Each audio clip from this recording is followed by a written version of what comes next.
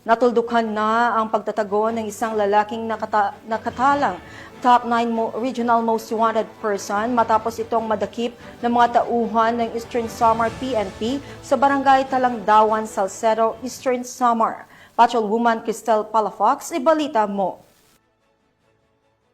Ng operatiba ang nakatalagang top 9 regional most wanted person na may kasong rape sa barangay Talangdawan, Salcedo, Eastern Samar. Naresto ang akusado bandang alas 10:20 ng tanghali ng mga tauhan ng 2nd Eastern Samar Provincial Mobile Force Company kasama ang Eastern Samar Provincial Intelligence Unit at Salcedo Municipal Police Station sa bisa ng warrant of arrest para sa kasong rape na walang nirekomendang piyansa. Ang akusado ay pansamantalang nakakulong sa Salcedo Municipal Police Station para sa kaukulang dokumentasyon at tamang disposisyon. Patunay lamang ng Eastern Samar PNP ay hindi nagpapabaya sa kanilang sinumpaang tungkulin na huliin ang mga taong tiwalag sa batas upang mapanatiling ligtas ang komunidad nang sa gayon may patupad ang kapayapaan ng bansa para sa ligtas at maunlad na bagong Pilipinas. Mula dito sa Eastern Visayas, ako ang inyong PNN correspondent, Patrolwoman Palafox, alagad ng batas, tagataguyod ng Balitang Pulis.